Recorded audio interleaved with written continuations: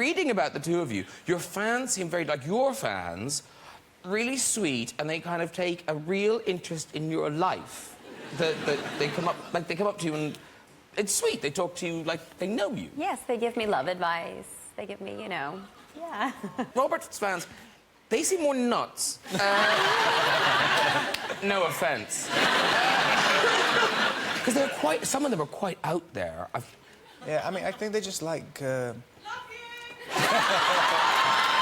mean, I think you get it. I have a much more simplistic reaction with fans, I think. Like, it's like, you know, they're just like screaming. And so it's kind of... And so it limits it. I think you get... Because, like, you know, when we've been doing these premieres and stuff, there's, like, an overwhelming amount of energy. And I think it's because if everyone's just trying to do the same thing, they've only got one thing to say, like, which is just screaming. Then you can just, like, really focus all your energy together, and it's, like, it's really powerful.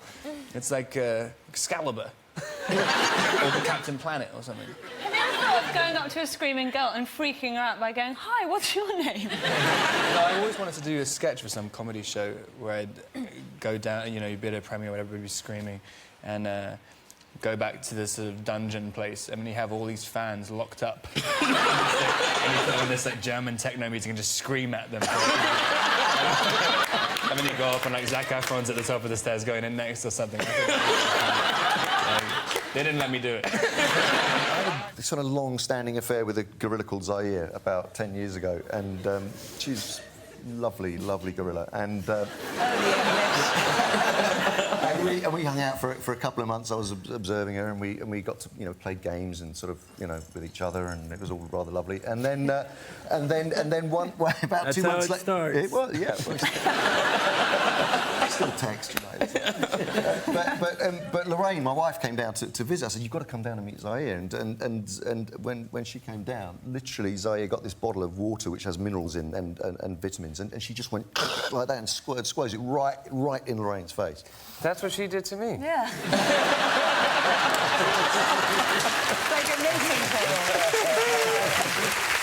But they do. They get so protective. They really do. Yeah, and territorial. It was like... Oh, you're talking about monkeys again? OK.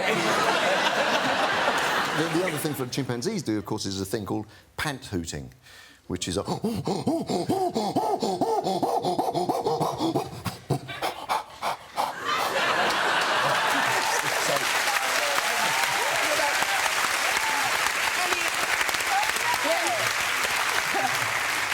When do chimps do that?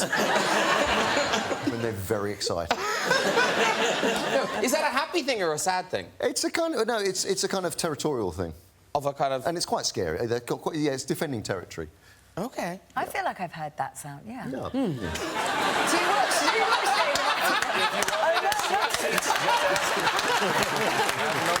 I'm sure you have, Sienna. talking about, like, yeah. Well, look, the thing is, it is a sofa of actors. So, Andy, are there kind of any, I wouldn't say tricks, but are there any shortcuts into playing a great ape? A great ape. I said a great ape. Well, quadrupeding is a large part of it, OK? So quadrupeding is walking on all fours, and I happen to have with me some arm extensions, which we could all have a go with. Cool. Oh, right. And these, in fact, are how we quadruped, so we can all have a go, and I think we should. And, would you like to have a go? No, not yet. Well, let me just show you. So these look, and it's got motion capture dots on it already, so we can shoot. So anyway, so let me just. Is this a good place to stand? Yeah, wicked. Wherever you want to go. Yeah. So first of all, you know, if you're going to get into being an ape, if you're a silverback gorilla, then you tend to have your backside sticking out. If you're a chimpanzee, then you're tucked in like this. So you can choose between a gorilla or a chimpanzee, whichever you'd like. Yes, of course. That's options. I love options. And then you start. Oh, look at that! Whoa! Wow. Like that. That was kind of great. Yeah. And then you can learn to kind of accelerate. And we're all going to do this. So then you can learn to accelerate. Oh God, it's a slip there because I've got very slippery shoes on. Like that. So. Wow, that's very impressive. Who's next? Tom's young. Go on, Tom. A fellow method actor. This is for a role in Wait, the we gotta next step up. film. By the way, These Brits are... She's you're welcome, guys. You're going to be so good at this. You're going to be so good at this. It'll be fine. You're going to shine. I'm glad I wore such tight trousers today. How do you beat your chest with these things? Yeah, no, it's a tough one. So hang on. Gorilla is the archback. Oh, that's very... Look at that, look at that. Oh, look at him. I've got Spider-Man already. No, that's very Spider-Man. And then what did you say chimpanzee was? It was... You've got to tuck in. Tuck in with your... Spider-Man Tuck in and bend over. There you go. Oh my God. No, do a wolf as a chimp. Very good. It was like tiny Chris. Chris O'Dowd, very handsome man. Very handsome. Oh, But Colin Farrell, beautiful. right. That's Beautiful fair. man. That's fair, yeah. You're a beautiful man. Thank you for recognising the distinction. You are. No, you're a beautiful man. Hey, Graham, get a room. I'm in it. The whole show is a ruse. No, but I feel, though, Colin, sometimes you... I feel too, Graham. You fight your own beauty. You fight your beauty, and you often use the medium of hair to fight your own I've beauty. had some of the worst hairdos in film. You really have? Yeah, no, genuine. Like, if Empire Magazine did top 10 worst hairdos in film, I'm definitely 3 of those. Sometimes they're intentional. Like, Horrible Bosses is intentional, and that's... Oh, yeah. That wasn't one of the 3 I was talking about. Seriously. But a movie I love, Home at the End of the World. Oh, thanks. It's just such a good movie, and you're so good in it. However, that's had to be hampered, I feel. Oh, yeah, that's bad. Wow. I mean, that's a testament to what a mess I was at the time that I actually stood in front of a camera with that on my head. I believe I've gone to dinner with her. But